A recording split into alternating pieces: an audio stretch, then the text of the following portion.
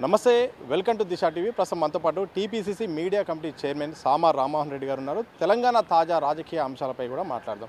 SLBC ఘటనపై కూడా BRS అక్కడికి వెళ్తే పర్మిషన్ ఇవ్వలేదు, కనీసం సహాయ చర్యలు పాల్పడట్లేదు, కేవలం రాజకీయాలకే కాంగ్రెస్ పార్టీ చూస్తుందని కూడా హరీష్ రావుతో పాటు బీఆర్ఎస్ సంబంధించిన చాలామంది నేతలు కూడా మాట్లాడుతున్నారు. ఏం చెప్తారు?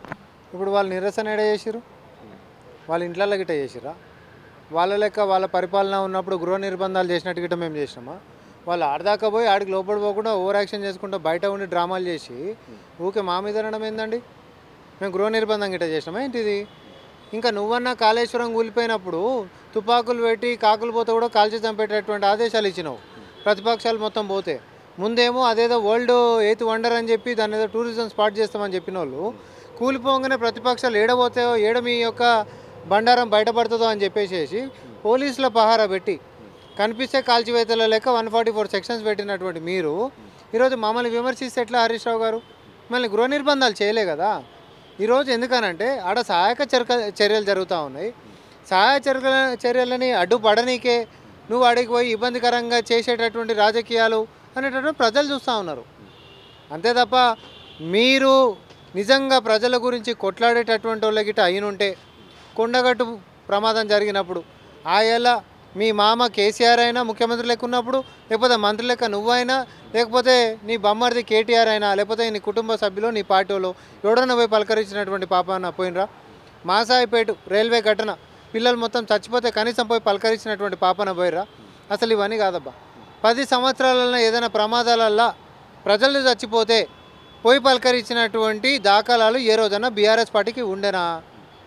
ఈరోజు మేము వాళ్ళు బాగుండాలి, వాళ్ళు కాపాడాలి మనం వాళ్ళని, మన వంతుగా ఏ రకంగా కూడా వెనకడికి వేయొద్దు, దానికి ఎంతటికైనా కూడా మనం ముందుకు పోవాల్సిందే అని చెప్పి ముఖ్యమంత్రి గారి యొక్క ఆదేశాల మేరకు 5 మంత్రులు ఆడుండారు.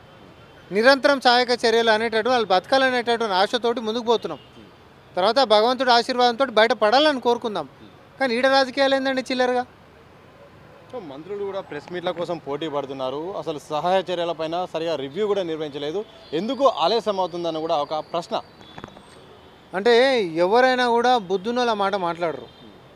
ఆడ విరిగిపడ్డటువంటిది తర్వాత దానికి సహాయ చర్యలకి అనేటటువంటి నేషనల్ డ్యామ్ సేఫ్టీ అథారిటీస్కి సంబంధించినటువంటి వాళ్ళైనా, నేషనల్ డిజాస్టర్స్కి సంబంధించినటువంటి వాళ్ళైనా, స్టేట్ డిజాస్టర్స్కి సంబంధించినటువంటి వాళ్ళైనా, అన్ని విభాగాల నుంచి కూడా, అంతెందుకు సింగరేణి క్వారీస్కి సంబంధించినటువంటి వాళ్ళైనా అందరూ కూడా అక్కడికి వచ్చి సహాయ చర్యలు అధికారులు మొత్తం ఆడనే ఉండి మంత్రులు పర్యవేక్షించుకుంటా, ముఖ్యమంత్రి గారు అదే రోజు నుంచి కూడా మినిట్ టు మినిట్ తీసుకొని ఇంకెట్లా ముందుకు పోవాలి, అసలు కుదరదు లోపలికి పోవడం అని అంటే కూడా దాన్ని ఇంకొంచెం కూడా అడ్వాన్స్గా మనం ఎట్లా పోవాలని చెప్పి ఉత్తమ్ కుమార్ రెడ్డి గారు అయితే ఆయన బ్యాచ్మేట్స్ పాత ఉంటున్నటువంటి వాళ్ళని కూడా పిలుచుకొని పాపం సహాయ చర్యలని ముమ్మరం చేసినటువంటిది మనం చూస్తూ ఉన్నాం.